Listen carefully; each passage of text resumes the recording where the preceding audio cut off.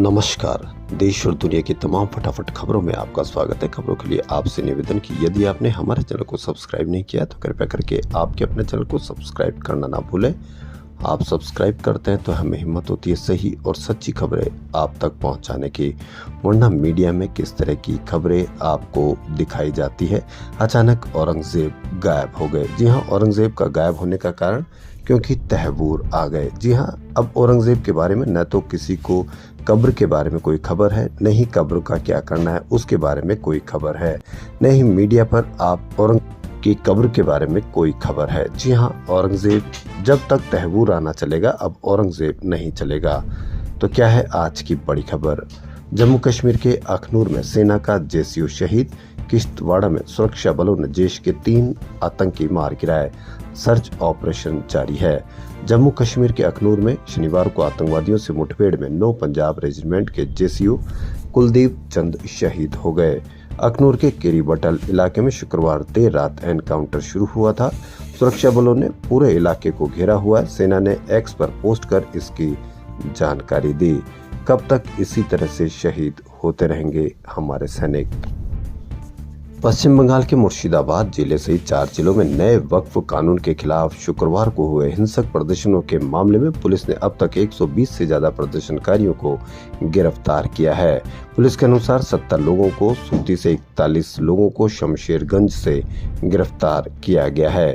वक्फ कानून के विरोध में देश भर में भारी बड़ा प्रदर्शन जारी है। राजस्थान में भी प्रदर्शन किया गया। मुर्शिदाबाद में पुलिस ने प्रदर्शनकारियों को खदेड़ा, उन पर आंसू गैस के गोले दागे। हमले में 10 पुलिसकर्मी घायल हुए। प्रदर्शन के दौरान 3 लोगों की मौत की खबर आई, लेकिन पुष्टि नहीं हो सकी। महाराणा सांगा को अमर्यादित टिप्पणी करने पर सपा सांसद रामजीलाल सुमन के खिलाफ क्षत्रिय समाज में आक्रोश है। करणी सेना आज राणा सांगा की जयंती मना रही है, जिसे रक्त स्वाभिमान सम्मेलन नाम दिया गया है। इसके लिए आगरा के ही गढ़ी रामी में 50 बीघा भूमि पर पंडाल बनकर तैयार है। कहा जा रहा है कि करणी सेना शाम 5 बजे के बाद सपा सांसद के घर की ओर कूच कर सकती है। उन्हें रोकने के लिए 500 स्थानों पर बैरिकेडिंग की गई है।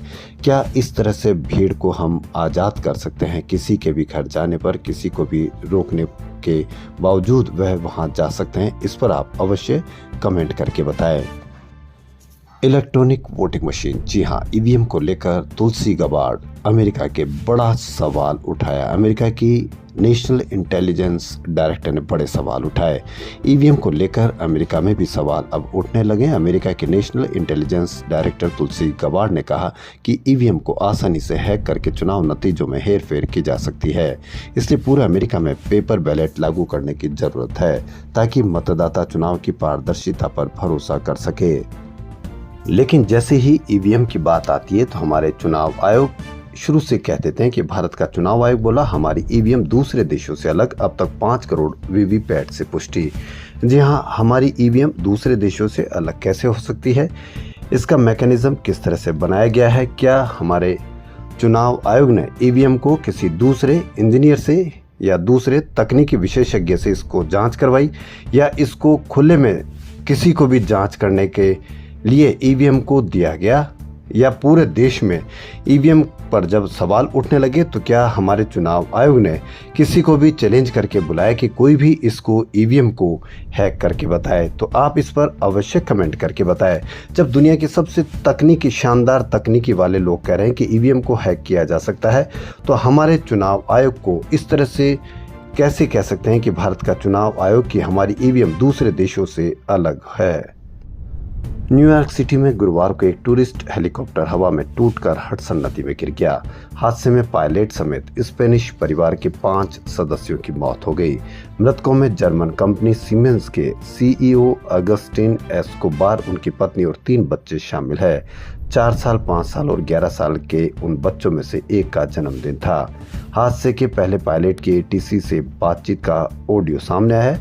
उसमें वह फ्यूल खत्म होने का करते हुए वापस लौटने की बात कह रहा है। हालांकि इसके कुछ देर बाद ही हेलीकॉप्टर तेजी से गोल घूमते हुए नदी में गिरता दिखा। सीईओ का परिवार हुआ खत्म।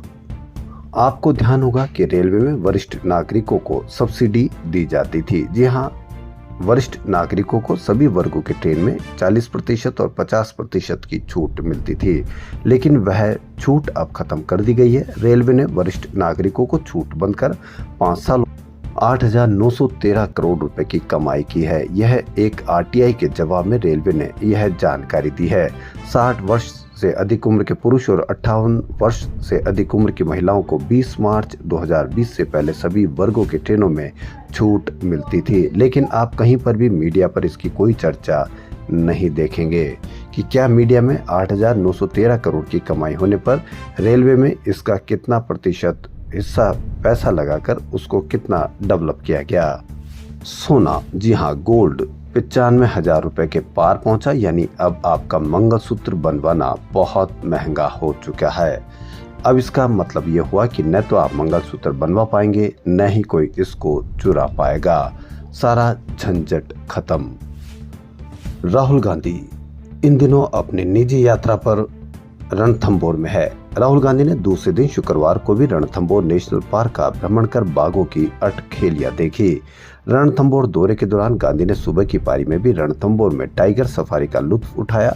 सुबह की पारी में उन्होंने उसके शावक रिद्धि और उसके शावक का अठखेलियां देखी।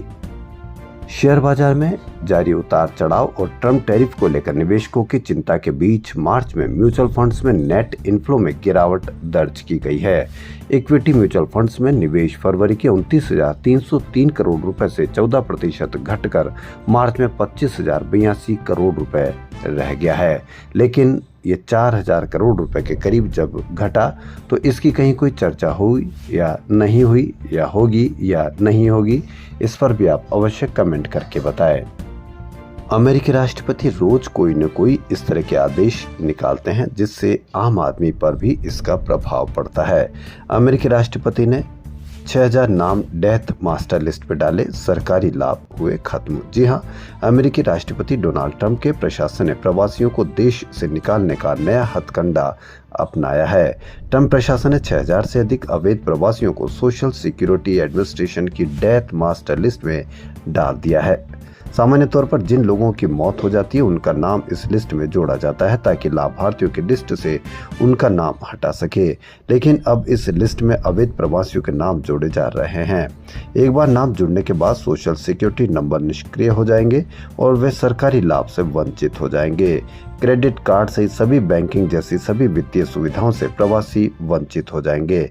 इससे उन्हें अमेरिका छोड़ने पर मजबूर होना पड़ेगा, लेकिन कहीं पर भी इसकी कोई चर्चा नहीं। हो सकता है कि किसी न किसी भारतीय पर तो इसका असर पड़ेगा ही, लेकिन हम इसकी कोई चर्चा नहीं देखेंगे।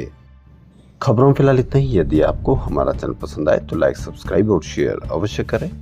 धन्यवाद।